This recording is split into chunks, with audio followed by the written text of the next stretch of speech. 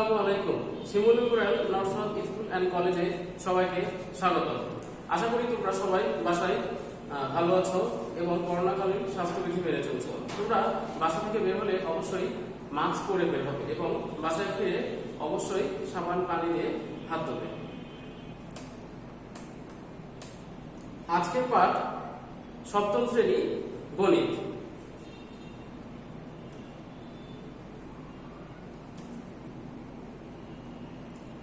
উপস্থাপনায় আমি মোহাম্মদ দরুল হুদা, সহকারী শিক্ষক গণিত।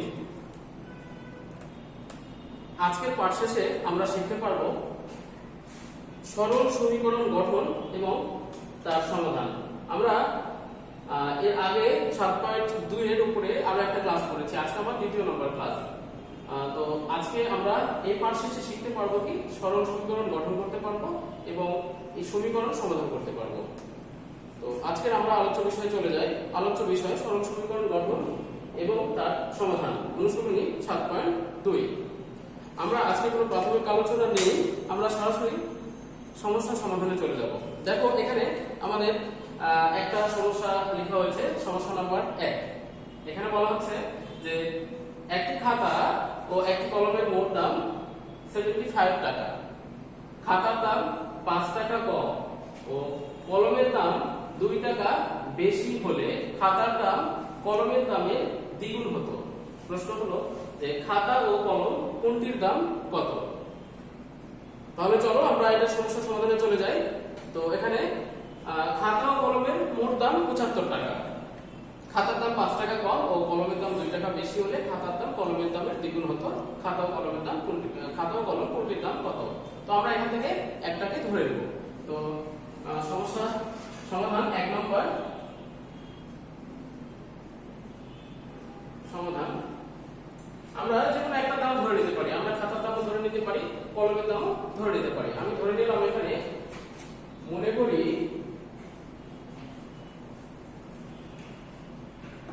করি একটি খাতার দাম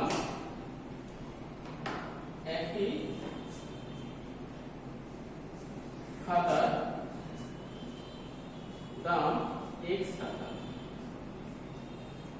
একটি খাতার দাম x টাকা, তাহলে একটি কলমের দাম কত হবে? এখানে বলা হয়েছিল যে খাতা ও কলমের মোট দাম 75 টাকা। আমি খাতার দাম বলে দিলাম x টাকা, কলমের দাম কত হবে? আমি লিখি, তারপরে বলছি অতএব একটি কলমের দাম, অতএব একটি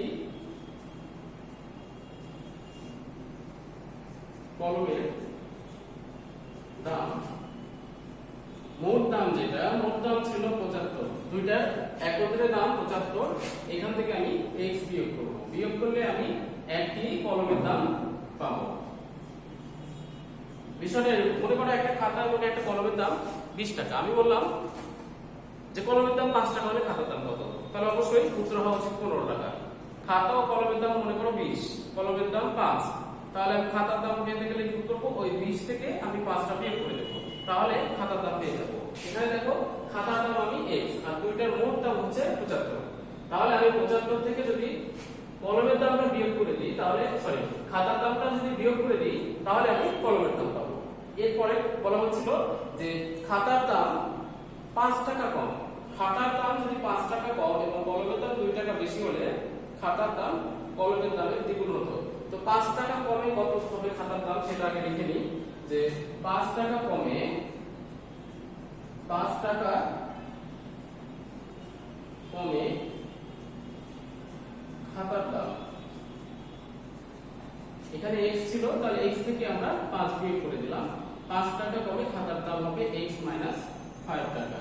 এরপরে বলেছে কলমের দাম 2 টাকা বেশি, তার মানে আমি লিখব এবার 2 টাকা বেশিতে, 2 টাকা বেশি হলে, বেশি হলে কলমের দাম, কলমের দাম, এখানে কলমের দাম আমরা ধরেছিলাম 75 মাইনাস x। এখন আমরা এখানে 2 টাকা বেশি, তাহলে এর সাথে আমরা 2 যোগ করে দেব, এটা আমাদের কলমের দাম। তাহলে দেখো 75 আর এখানে 2 যোগ করব, তাহলে হবে 77 আর এখানে মাইনাস x, এইভাবে থেকে যাবে। তাহলে আমরা পেলাম 77 মাইনাস x টাকা। তাহলে দেখো এখানে 5 টাকা কমে x মাইনাস 5 আর 2 টাকা বেশিতে 77 মাইনাস x। কিন্তু প্রশ্ন ছিল এরকম যে খাতার দাম কলমের দামে দ্বিগুণ, অর্থাৎ এই খাতার দাম এর দ্বিগুণের সমান। তাহলে আমরা প্রশ্ন মতে লিখব, প্রশ্ন মতে খাতার দাম ছিল আমাদের কত, x মাইনাস 5 সমান সমান কি হবে, কলমের দামের দ্বিগুণ, কলমের দাম 77 মাইনাস x, একে 2 দিয়ে গুণ করব। তাহলে 2 গুণ 77 মাইনাস x, এটা আমাদের সমীকরণ। আমি বলেছিলাম এই চ্যাপ্টার শেষে আমরা সমীকরণ গঠন করতে পারবো। দেখো আমরা একটা সমীকরণ পেয়ে গেছি, এবার এই সমীকরণটা আমরা সমাধান করব। বা x মাইনাস 5 সমান সমান 77 দিয়ে 2 কে গুণ করলে হবে 7 গুণ 14 4, 7 গুণ 14 আর 1 15, 154 হবে। 77 দিয়ে 2 কে গুণ করলে হবে 154, এই 2 দিয়ে আর x কে গুণ করলে হবে 2x। এবার আমরা এখান থেকে x এর মান বের করব। যে সব পদে x আছে সেগুলো আমরা বাম পাশে নিয়ে আসবো। তাহলে এখানে x আছে, x আর রেখে দিলাম। এখানে মাইনাস 2x, আমরা যদি বাম পাশ থেকে ডান পাশে, ডান পাশ থেকে বাম পাশে নিয়ে আসি তাহলে চিহ্নের পরিবর্তন হয়। তাহলে এটা ডান পাশ থেকে যদি বাম পাশে নিয়ে আসি তাহলে মাইনাস ছিল, এবার এসে প্লাস হয়ে গেল, সমান সমান আমি এই মাইনাস 5 কে বার করে দেব, তাই লিখলাম না, আমি 154 এটা লিখে রাখলাম, আর এই মাইনাস 5 এই পাশে এসে আমাদের প্লাস হয়ে গেল। তো দেখো এখানে x আর 2x যদি আমরা যোগ করি তাহলে কত হবে, 3x সমান সমান 154 আর 5 যদি যোগ করি তাহলে হবে 159। আচ্ছা, বা x সমান সমান আমাদের এখানে দেখো x এর সাথে 3 গুণ আছে, ওপরে গেলে আমাদের কি হবে, ভাগ হয়ে যাবে 159 ভাগ 3।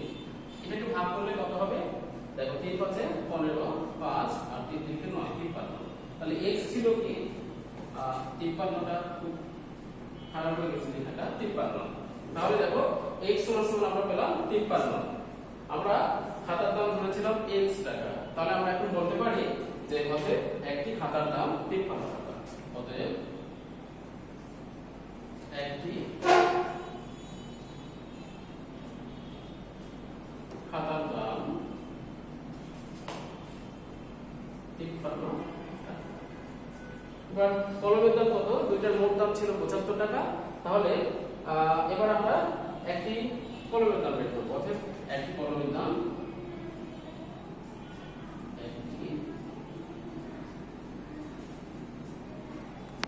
কলমের দাম আমাদের কত হবে, 77 মাইনাস 53 টাকা, এটা সমান সমান হবে 22 টাকা।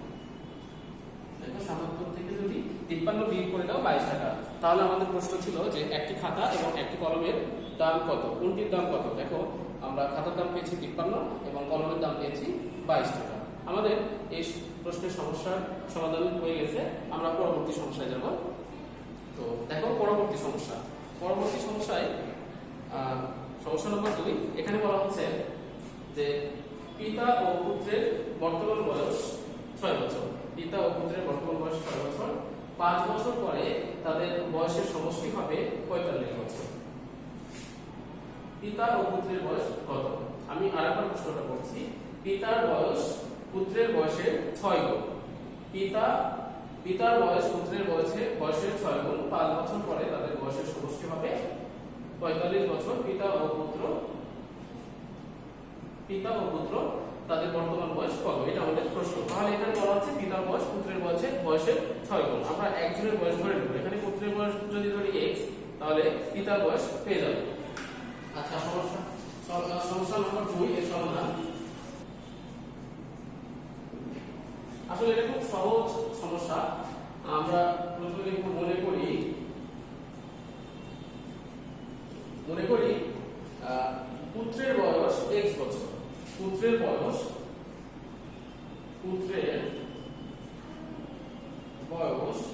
x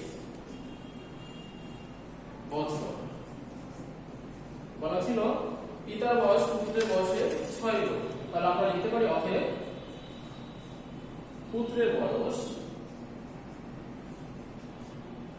6 গুণ অর্থাৎ 6x বছর।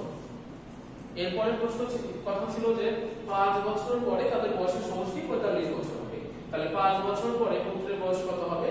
x + 5 এবং 5 বছর পরে এখানে পিতার বয়স হবে, আমি এখানেও পুত্র লিখে ফেলেছি, পিতার বয়স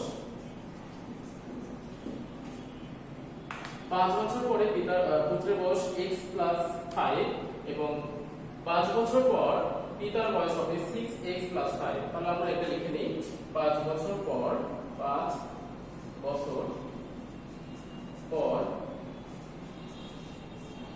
পুত্রের বয়স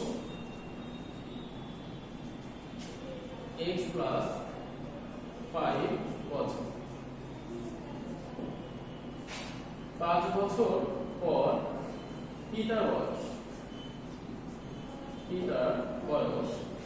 তাহলে আমাদের 6x + 5 6x + 5। এখন বলেছিল যে এটা সমষ্টি হবে 45 বছর 5 বছর পরে। তাহলে এই পুত্রের বয়স আর পিতার বয়স যদি যোগ করি আমাদের হবে 45। তাহলে আমরা লিখতে পারি প্রশ্ন মধ্যে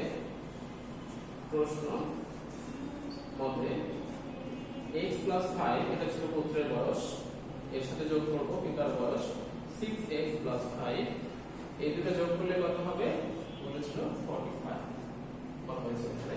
তাহলে বা দেখো আমরা x আর এখানে 6x যদি যোগ করে দিই হবে 7x, আর এই 5 আর এই 5 যোগ করে দিলে হবে 10 সমান সমান যা ছিল তাই 45। আমরা এখান থেকে x এর মান বের করব। তো 7x এই পদটাকে লিখে এই +10 কে ওই পাশে পার করে দেব, 45 প্লাস ওই পারে যে মাইনাস হয়ে যাবে -10, বা আমরা এখানে লিখব 7x, এখানে দেখো 45 থেকে যদি আমি 10 বিয়োগ করে দিই তাহলে হবে 35। এবার দেখো আমাদের 7x = 45, এখানে 7 গুণ আছে x এর সাথে, ওই পারে যদি যায় তাহলে ভাগ হয়ে যাবে 35 আর 7। তাহলে আমি এখানে আপনাদের লিখে দিতে পারি যে আমার নিচে জায়গা কম হয়ে যাচ্ছে, x = 5, যদি 35 কে 7 দিয়ে ভাগ করো তাহলে হবে 5। আমি এই 5টা এখানে লিখব না, আমি জাস্ট তোমাদের দেখানোর জন্য লিখলাম, এখানে হবে 5। আমার নিচে একটু জায়গা লাগবে। তাহলে আমি x টা ধরেছিলাম দেখো পুত্রের বয়স, তাহলে আমি এটা থেকে বলে লিখব পুত্রের বয়স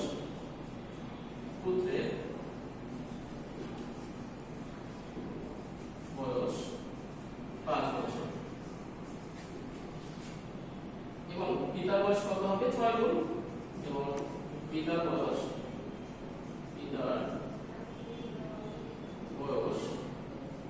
6 গুণ 5 বছর সমান 30 বছর। প্রশ্ন ছিল পিতা ও পুত্রের বর্তমান বয়স কত। তাহলে পিতার বর্তমান বয়স 30 বছর এবং পুত্রের বর্তমান বয়স আমরা পেলাম 5 বছর।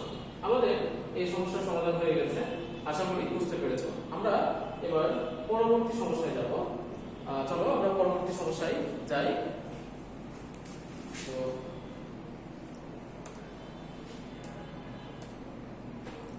আমরা পরবর্তী সমস্যা লিখেছি সৃজনশীল।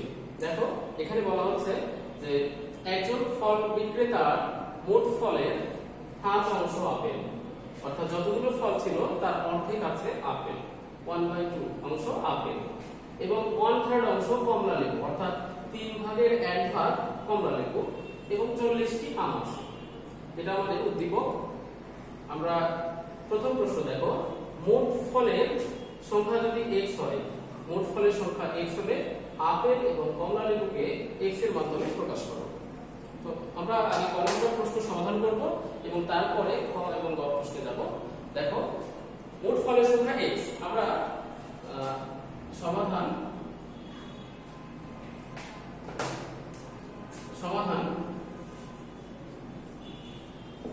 ক নম্বর। তাহলে মোট ফলের সংখ্যাটা লিখে নিই, মোট ফলের সংখ্যা x, আমরা এখানে টিও দিতে পারি, মোট ফলের সংখ্যা x টি। এখন বলা হচ্ছে যে আপেল আছে মোট ফলের হাফ অংশ, তাহলে আমরা লিখতে পারি অতএব আপেলের সংখ্যা আপেলের সংখ্যা কত হবে মোট ফলের অর্থাৎ x এর কত অংশ বলা হচ্ছে এখানে হাফ 1/2 এত অংশ এটাকে আমরা ব্র্যাকেটে t লিখে দেব তাহলে এটা যদি আমি দেখো এখানে 1/2 এর সাথে যদি x গুণ করি তাহলে x টা এর মানে আমরা গুণ বসবো এখানে তো x টা শুধু 1 এর সাথে গুণ হবে 1 আর x গুণ করলে x আর নিচে 2 এতটি তাহলে আমরা আপেলকে x এর মাধ্যমে প্রকাশ করে ফেলেছি আপেলের সংখ্যা x/2t আর একটা কথা ছিল যে কমলা লেবুকেও আমরা x এর মাধ্যমে প্রকাশ করব অতএব কমলা লেবুর সংখ্যা কমলা লেবুর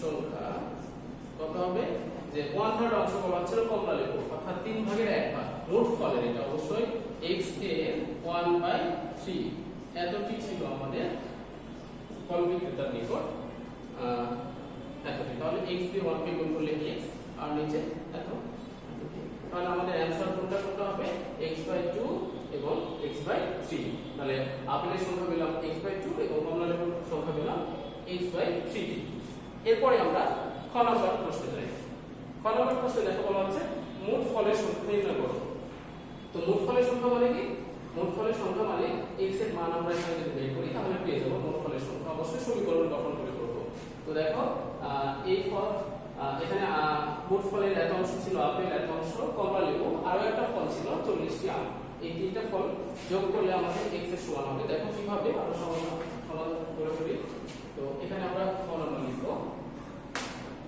খ নম্বর আর আমরা এখানে লিখে দিতে পারি এগুলো যে আপেলের সংখ্যা শুধু একটু লিখব আপেলের সংখ্যা কত x বাই আমাদের 2t তারপরে কমলা লেবুর সংখ্যা কমলা লেবুর সংখ্যা আমরা পেয়েছিলাম x/3 এতটি আচ্ছা তাহলে দেখো কমলা লেবুর সংখ্যা x/3t আর একটা ফল ছিল আম এবং আমের সংখ্যা আমের সংখ্যা 40 তাহলে এখন দেখো এটা হলো মোট ফল আর এই তিন রকমের ফল আছে তার মানে যদি এইটা আর এটা যোগ করি তাহলে মোট ফলের সমান হবে তাহলে আমরা কি লিখতে পারি এখান থেকে প্রশ্ন মতে যে x ভাগ 2 প্লাস x ভাগ 3 প্লাস 40 এই তিনটা ফল আমি যোগ করলে মোট ফল পাবো তাহলে মোট ফল কত ছিল x তাহলে এইটা সমান সমান x আমাদের এই লাইনটা খুব ভালো করে বুঝতে হবে যে সমীকরণ গঠনে যদি ভুল হয় তাহলে আমাদের কিন্তু সবই ভুল হবে তো যাই হোক আমরা এই তিনটা যোগ করে মোট ফল পেলাম এখান থেকে আমরা x বের করব তো x বের করার জন্য আমি যেটা করব যে বিভিন্ন ভাবে এগুলো সমাধান করা যায় এখানে যদি লসাগু করে দিই দেখো এটা যদি এটা আমি এখানে লসাগু করে দিলাম দেখো 2 এবং 3 এর লসাগু কত 6 আমরা এরকম করতে পারতাম যে আমি যেটা বলতে যাচ্ছিলাম যে সবগুলো x এর পাশে নিয়ে আসবো তারপর সমাধান করব তো আমি পরে করব x এর ওই পাশে রেখে দিলাম তাহলে 2 এবং 3 এর লসাগু পেলাম 6 এবার এই 2 দিয়ে 6 কে ভাগ করলে হয় 3 এই 3 দিয়ে উপরেরটাকে গুণ করতে হয় 3x প্লাস এটা দিয়ে এটাকে গুণ ভাগ করতে হয় ভাগ করলে হবে আমাদের 2 দিয়ে আমাদের উপরেরটাকে গুণ করতে হয় তাহলে হবে 2x প্লাস এবার আসা এখানে 40 আর লসাগু 6 তো এর নিচে কিন্তু কিছু নেই মানে 1 আছে এটা কল্পনা করব আমি এখানে লিখে ফেলেছি তোমরা লিখবা না জাস্ট কল্পনার জন্য আমি বোঝালাম এখানে 1 আছে 1 দিয়ে যদি 6 কে ভাগ করি তাহলে 6 হবে তো 6 দিয়ে 40 কে গুণ করতে হবে তাহলে 6 এবং 40 গুণ করলে 4 আর 6 24 240 হবে আসলে সমান যা ছিল তাই এরপরে যেটা করতে হবে আমরা উপরে একটা যোগের অপশন দেখতে পাচ্ছি 3 এবং 2 যোগ করা যায় তাহলে এটা আমি করে নিই 5x 240 নিচে 6 সমান x এবার সমীকরণ যে আমরা বিধিগুলো করেছিলাম 7 পয়েন্ট আগে যে আর গুণ করব এটার নিচে কিছু নেই মানে 1 আছে 1 দিয়ে এটাকে গুণ আর 6 দিয়ে এটাকে গুণ তো আমরা এখানে যে কোনোটা দিয়ে গুণ করতে পারি। আমি যদি মনে করি আগে এটা দিয়ে এটাকে গুণ করব, করা যাবে, তারপর সমান দেব। তারপর আমি যদি মনে করি এটা দিয়ে এটাকে গুণ করব, এটাও করা যাবে। তো আমি যেটা করছি, একটা লাইন বাঁচানোর জন্য আমি আগে x দিয়ে 6 কে গুণ করব, বা 6 গুণ x সমান সমান 1 দিয়ে যদি এটাকে গুণ করি তাহলে এটাই হয় 5x প্লাস 240। তো আমাদের x এর মান বের করতে হবে। তো বা 6x এই পাশে আছে, আর এই প্লাস 5x কে এই পাশে নিয়ে আসবো, তাহলে মাইনাস হয়ে যাবে মাইনাস 5x। আর ওই পাশে যা ছিল 240 থাকলো।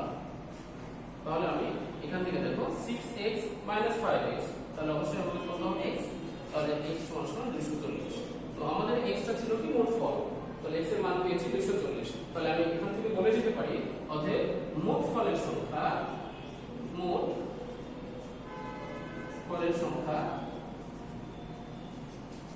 240।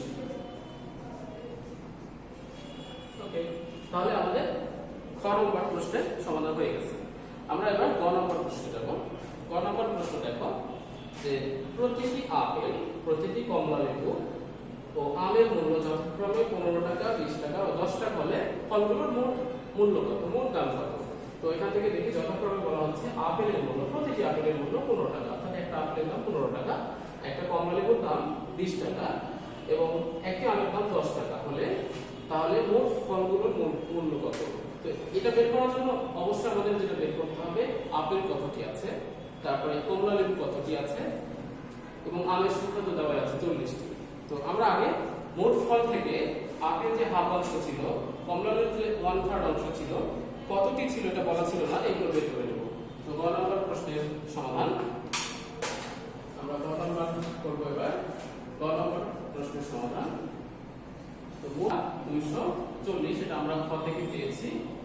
এরপরে আপেল ছিল কত, হাফ অংশ, তাহলে আপেলের অতএব আপেলের সংখ্যা,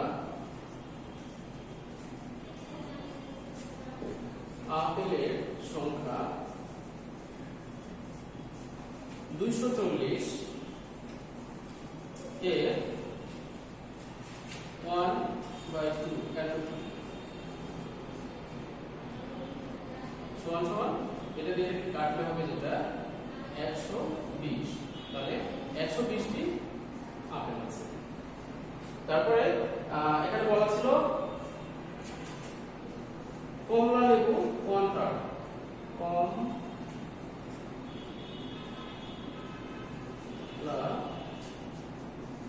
লেবুর সংখ্যা 240 ভাগ 3, অথবা এভাবে লিখে 240 এর 1/3 এত।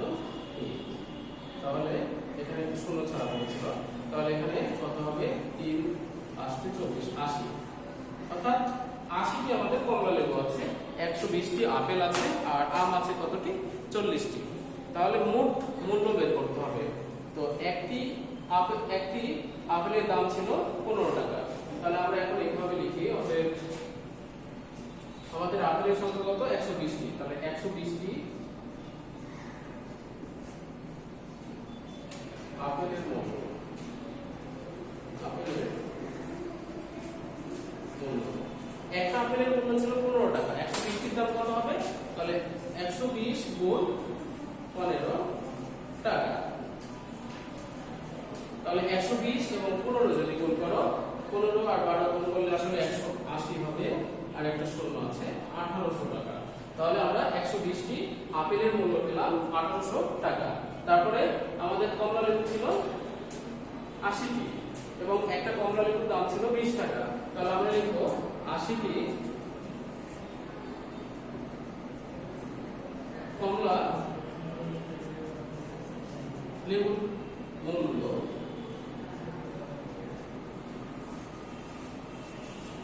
80 গুণ 20।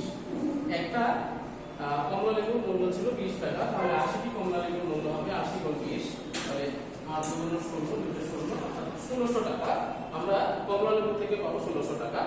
এরপরে আমাদের আমের সংখ্যা ছিল 40টি, তো 40টি আম এবং লিখি এবং 40টি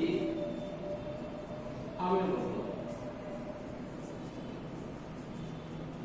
40টি আমের মূল্য, একটা আমের মূল্য ছিল আমাদের 10 টাকা, তাহলে 40টি আমের মূল্য কত হবে? 40 গুণ 10 টাকা। তাহলে আমরা যদি 40 কে 10 দিয়ে গুণ করি তাহলে হবে 400 টাকা।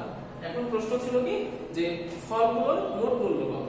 তার মানে এইটা যোগ এইটা যোগ এইটা সবগুলো যোগ করলে আমি পেয়ে যাব ফলগুলোর মোট মূল্য কত। তাহলে আমরা এখন লিখে ফেলি, অতএব ফলগুলোর মোট মূল্য।